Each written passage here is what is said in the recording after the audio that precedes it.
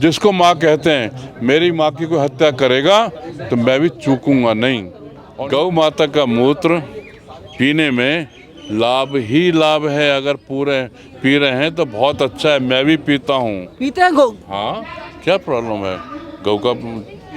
लेकिन ये सरकार जो हिंदू धर्म का कार्य करने वाले लोग हैं, गौ माता का कार्य करने वाले लोग हैं, धर्म की बात करने वाले लोग हैं, उसको दबाने पर लगी हुई है।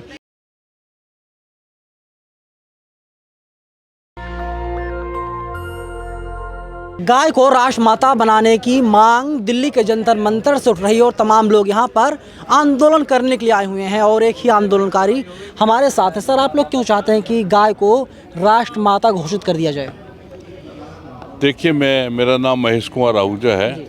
अखिल भारतीय सर्वदलीय गोरक्षा महाभियान समिति का मैं राष्ट्रीय उपाध्यक्ष हूँ।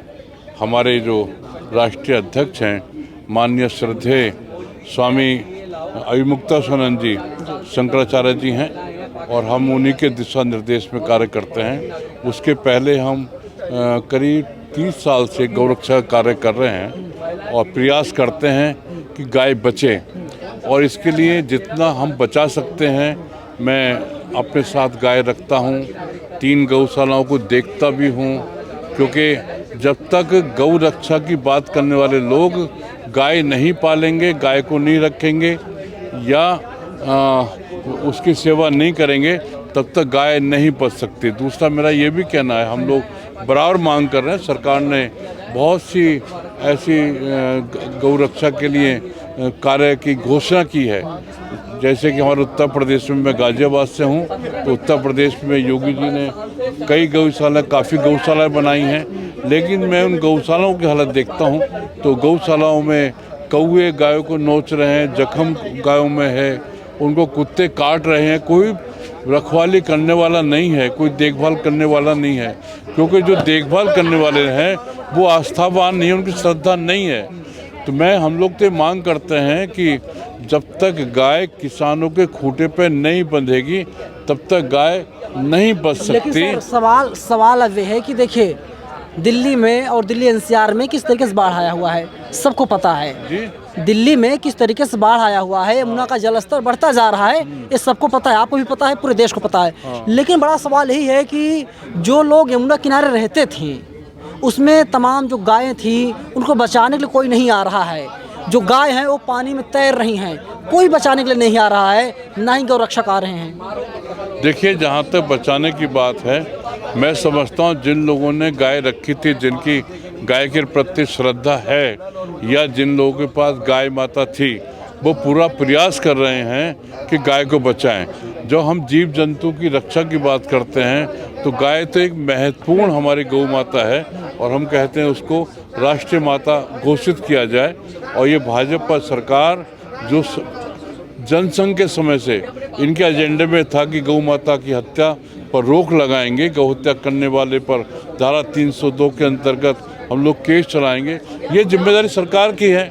अब व्यक्ति जिसने गाय पाली हुई है वो उसके पीछे भाग सकता है, तैरना जानता है तो गाय को बचाने के लिए कूद भी जाएगा यमुना जी में। सवाल ये भी है, तैरना नहीं जानता है तो कैसे बचाएगा? सवाल है सरकार की जिम्मेदारी है ना सर।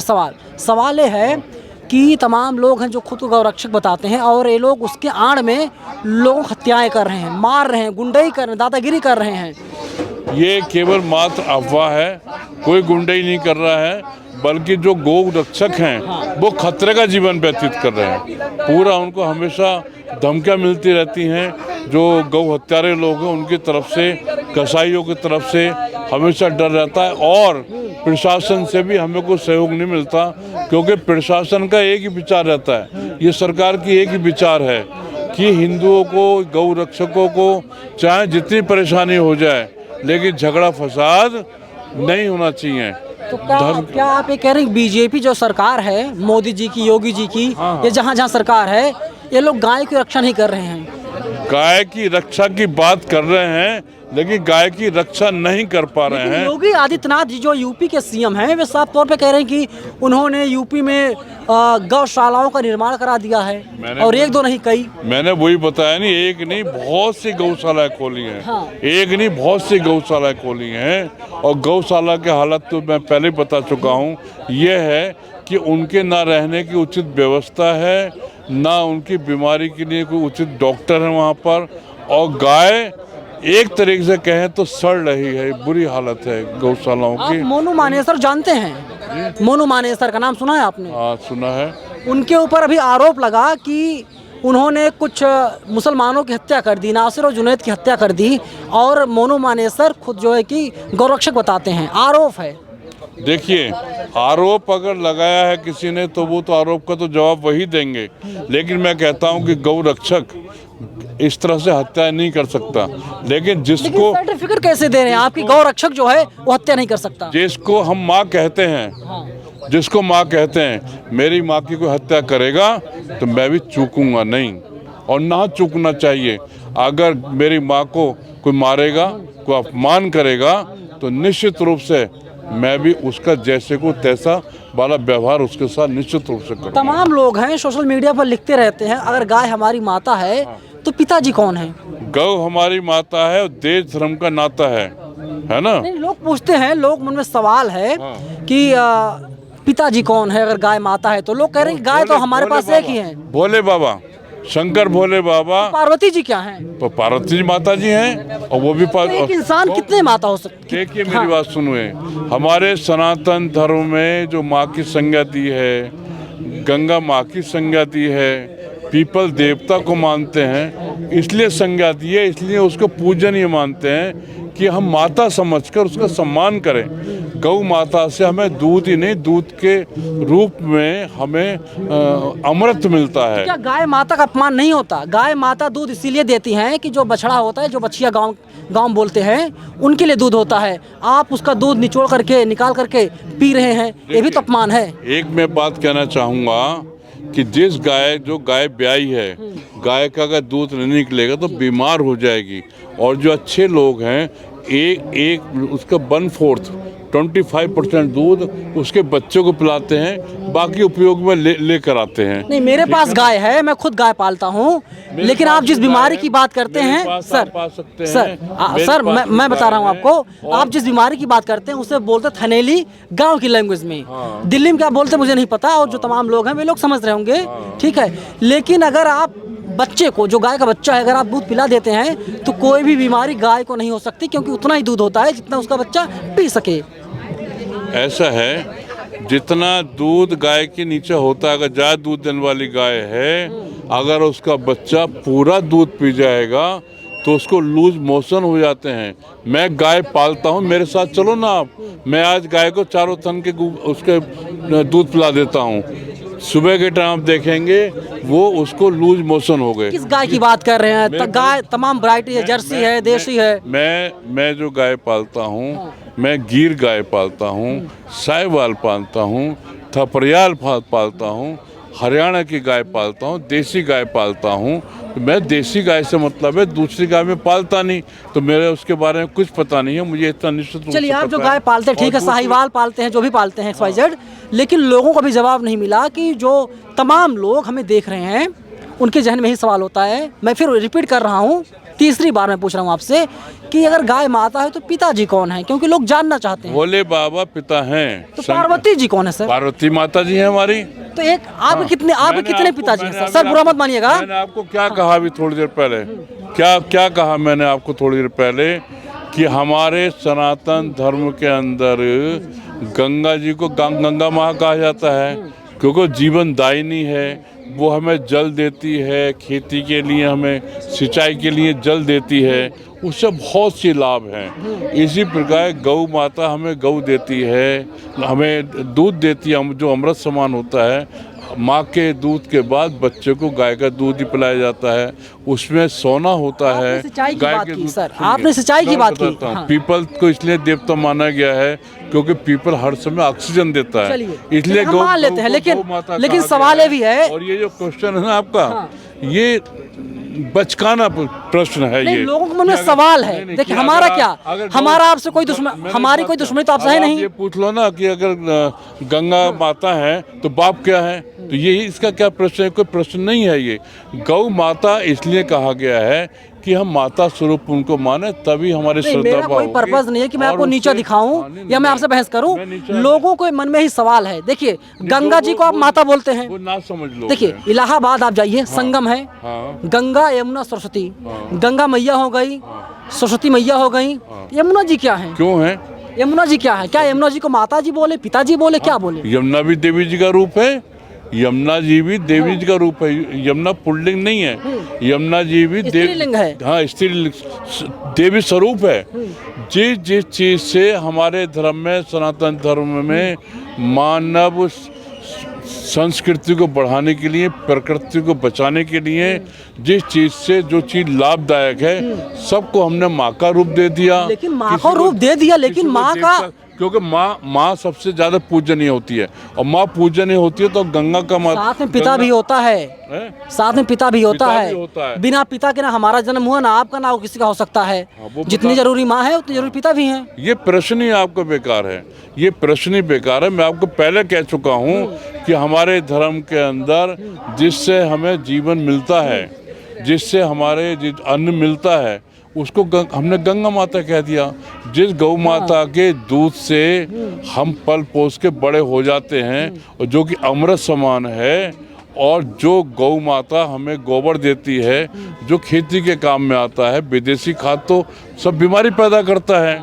गौमूत्र भी अगर आप खेत में डालेंगे गुड़ वगैरह घोल बना के, तो यूरिया की और इनकी जरूरत नहीं है कुछ भी, उससे बहुत ज़्यादा पैदावार बढ़ेगी।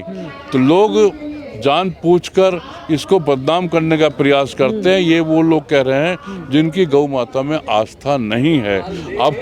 अब ये देख लीजिए, कोई अगर साध्वी है, लेकिन गंगा माँ साध्वी है। सर सवाल ले लीजिए, सर सवाल ले लीजिए। मैं साध्वी दीदी माँ रीतम्बरा जी का शिष्य हूँ, है ना। उन्हें दीदी माँ कहते हैं। अब क्या कहते हैं बाप कौन है? कोई बात थोड़ी है, बाप गुरु जी हैं उनके।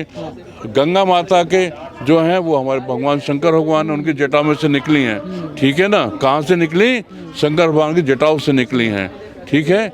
गौ माता को भी हम इसी रूप में देखते हैं कि शंकर भगवान ने, कृष्ण भगवान ने। अगर हम उस पर फंसेंगे, शायद जो चर्चा है बहुत लंबा हो जाएगा। नहीं सर देखिए, हर चीज का मेरा सवाल, जवाब जो है ना, आपका प्रश्न गलत हो सकता है, मेरा उत्तर देखिए गलत। हमारा कोई हम आपको जानते नहीं पर्सनली, आप मिले के हम आपसे बात कर रहे हैं। लोगों के मन में जो सवाल है हम वही पूछ रहे हैं। ना समझ लोग हैं वे लोग ना समझ लोग हैं। हाँ, ना समझ लोग हैं जो इस तरह के प्रश्न पूछते हैं। लेकिन सवाल ये भी है सर कि गंगा मैया हैं तो लोग जाते हैं, पूजा भी करते हैं, ना जाने कड़ाही चढ़ाते हैं गंगा किनारे, तमाम चीज़ें होती रहती है, लोग डुबकी भी लगाते हैं। लेकिन सवाल ये है कि जो लोग गंगा को लगातार गंदा करने काम कर रहे हैं, जो लोग वादा किए थे 2013-14 में हम गंगा मैया को साफ कर देंगे, मुझे तो माँ गंगा ने बुलाया है, तो गंगा मैया के साथ नाइंसाफ़ी की है, तो गंगा मैया श्राप भी दे सकती हैं। जो लोग गंगा माता को गंदा कर रहे हैं वो धर्म विरोधी हैं, देश विरोधी हैं। क्योंकि गंगा माता अगर गंदगी होगी तो हमें जल, स्वच्छ जल कैसे मिलेगा? दिल्ली को जल कहाँ से मिल रहा है? दिल्ली को जल कहाँ से मिल रहा है? गंगा जी से मिल रहा है। यमुना का क्यों नहीं मिल रहा? क्योंकि यमुना पहले ही गंदी हो चुकी है। यमुना भी साफ हो सकती है, कभी साफ थी। अगर पूरे प्रयत्न किए जाएं तो यमुना जी भी साफ होंगी, गंगा जी भी शुद्ध होंगी निश्चित रूप से। तो आप मोदी जी, मैं आपको याद दिलाता हूँ, नरेंद्र मोदी जब गुजरात के मुख्यमंत्री हुआ करते थे तो देश के प्रधानमंत्री नहीं बने थे। मुझे तो माँ गंगा ने बुलाया है और काशी जाते थे, हालांकि अब वाराणसी हो गया है, तो वहाँ पर जाते थे, बड़ी बड़ी बातें करते थे। गंगा जी तो साफ नहीं हुई और आप कह रहे हैं कि मोदी जी देश विरोधी हैं। आप इनडायरेक्ट तौर पे यही बात कह रहे हैं, लेकिन मोदी जी तो लगातार हिंदू धर्म को आगे बढ़ाने का काम कर रहे हैं। हमारे धर्म में झूठ बोलना पाप है। तो मोदी जी झूठे नहीं है सर, मोदी जी ईमानदार हैं, सच बोलते हैं। जब वो साफ नहीं कर रहे हैं और उन्होंने जो प्रॉमिस किया था समाज से, तो वो तो धर्म विरोधी होंगे ना। जब पाप है तो पाप क्यों कहा गया है? जो धर्म के साथ है ना, तो वो पुण्य है। जो धर्म का विरोधी उसे पाप भी कहा जाता है। तो ये सर इसे पढ़िए, हाँ। क्या लिखा हुआ है। हाँ, बताइए। मेघालय बीजेपी चीफ बोले, मैं बीफ खाता हूँ, इस पर कोई पाबंदी नहीं, पार्टी को भी मेरे खान पान से कोई दिक्कत नहीं है। ऐसा है, इनके रिज्जू भी है ना इनका, हाँ, किरण रिजिजू, जो उसे भी कहा था मैं गौ मांस खाता हूँ। कायदे में सबसे पहले मोदी जी को उसको निकाल देना चाहिए था। और आरएसएस के लोग जिनके समर्थन से, जिनके सहयोग से केंद्र भाजपा की सरकार है, उनको सबसे पहले मांग करनी चाहिए थी। आप हिंदू होकर के हाथ पर हाथ रखकर बैठे हुए हैं सर, सड़क पर नहीं आते आप लोग। रिज्जू को निकाल दीजिए। हमने बहुत विरोध किया, लेकिन ये सरकार जो हिंदू धर्म का कार्य करने वाले लोग हैं, गौ माता का कार्य करने वाले लोग हैं, धर्म की बात करने वाले लोग हैं, उसको दबाने पर लगी हुई है। एक ही उद्देश्य सरकार का है, क्या है? केवल भाजपा रहे हिंदू के नाम पर और कोई पार्टी ना रहे, ये इनका उद्देश्य है। उसी एजेंडे पर ये केंद्र सरकार चल रही है, लेकिन ये बहुत नुकसान में रहेगी। ये सरकार जो लोग विरोध कर रहे हैं गलत काम का, जो धर्म का साथ दे रहे हैं, गौ रक्षा की बात कर रहे हैं, उनको गिरफ्तार करती है। और मोदी जी कहते हैं कि गौ रक्षक गुंडागर्दी कर रहे हैं। वो सबसे पहला स्टेटमेंट मोदी जी का ये था, जिसमें सबसे ज़्यादा ठेस गौ रक्षकों को पहुंची है। अरे आप गौ रक्षा के नाम पर सत्ता में आए हैं, वो आपको ये नज़र आता है कि गौ रक्षक गुंडागर्दी करते हैं। हमारे कितने गौ रक्षकों को बीजेपी वाले गाय माता के तो मूत्र पी रहे हैं, पेशाब पी रहे हैं, गाय हमारी माता है बोल रहे हैं, और आप बीजेपी पर एलिगेशन लगा रहे हैं। गौ माता का मूत्र पीने में लाभ ही लाभ है। अगर पूरे पी रहे हैं तो बहुत अच्छा है, मैं भी पीता हूँ। पीते हैं गौ? हाँ, क्या प्रॉब्लम है?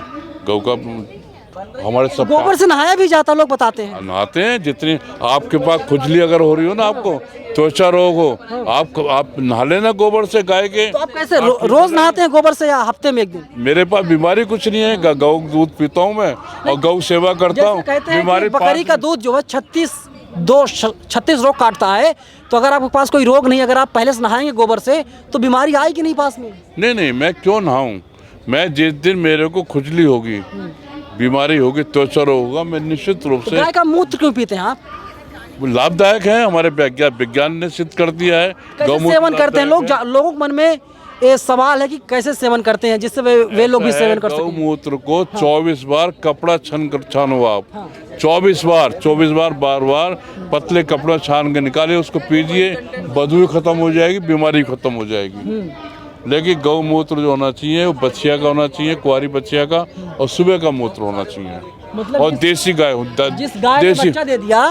जिस गाय ने बच्चा दे दिया तो फिर उसका गौमूत्र किसी काम का नहीं है। लाभदायक वो भी है, लेकिन सबसे ज्यादा जो लाभदायक है वो बछिया का है। बछिया का? हाँ, जो ब्याई नहीं है, सुबह सुबह गौमूत्र लीजिए, उससे ज़्यादा लाभ है। और गाय का लाभ थोड़ा कम है। जैसे आप कोई दवाई लेते हैं, सुबह सूर्य की किरण आप देखेंगे तो ज़्यादा लाभदायक है। उस टाइम की धूप, दोपहर को लाभदायक तो है, लेकिन उसकी असर कम हो जाता है। वो मैं ये नहीं कहता कि सभी गायों का दोपहर को पियेंगे तो। गाय का मूत्र कब से पीते हैं आप? मैं तो जब भी मेरे को बीमारी लगती है। कब से, मतलब कितने साल के थे? 10 साल से, 20 साल से, 25 साल से? कब से पी रहे हैं? नहीं, 14-15 साल की उम्र से, मैं जब पहलवानी करता था तब से पीता हूँ। अब कितनी उम्र हो गई? मेरी 73 ईयर्स है। 73 और मैंने 60 साल हो गया। आप तो गौमूत्र पी रहे हैं? हाँ, गौमूत्र पीता हूँ। रोज पीते हैं गौमूत्र? रोज पीता हूँ, थोड़ा सा। क्या दिक्कत? तो जो हमने बातचीत किया, तो क्या मैं समझूं कि जो नरेंद्र मोदी की सरकार है, डबल इंजन की सरकार है, वे लोग नहीं चाहते कि गायों की रक्षा की जाए? नहीं चाहते हैं, लेकिन श्रद्धा भाव नहीं है। पूरी तन्मयता के साथ उस पर इन्होंने विचार नहीं किया है। केवल घोषणा करते हैं कि ये जो हिंदू समाज है ये इनको समर्थन करता रहे, क्योंकि दुख का विषय ये है कि विपक्ष बहुत कमज़ोर है। अगर विपक्ष मजबूत होता तो ये सरकार जो कहती थी वो करती। इनको पता है कि भाई जो उसको कोई विपक्ष तो है नहीं, और विपक्ष भी रेवड़ी बांटने में लगा हुआ है, ये भी रेवड़ी बांटने लगे हुए हैं। आप फ्री की रेवड़ी बांट रहे हैं गांव में। हमारी तो मांग है कि आप लालच से जोड़ रहे हैं ना हर चीज़ को कि हमें वोट मिलेगा। मैं मोदी जी से कहता हूँ, निवेदन प्रार्थना करता हूँ कि गौ माता को पालने वाले को आप 3,000 रुपये महीना दीजिए ना, प्रोत्साहन राशि दीजिए, और बैल से खेती करने वाले किसान को 5,000 रुपये प्रोत्साहन राशि दीजिए। फिर आप देखिए कि कितनी हरियाली हमारे देश में आती है, कितनी पैदावार गेहूं की और धान की, अन्य उपजों की होती है, और कितनी बीमारी दूर होंगी। जो आज हमारा किसान 10 बीघे का 15 बीघा जो छोटा किसान है क्यों आ रहा है शहर की तरफ, क्योंकि काम नहीं है। लेकिन आप कुछ भी कर लीजिए सर, 1 मिनट, 15 बीघे जमीन है, वो भी चौराहे पे आके मजदूरी कर रहा है 300-400 रुपए की। तो कितना दुख की बात है। एक जमींदार कहलाता था पहले, आज वो मजदूरी कर रहा है। आप उसको दीजिए ना कि आप बैलों से खेती करो। आप ट्रैक्टर तो बहुत महंगा है कि बैलों से खेती करो, आपको 5,000 महीना देंगे हम।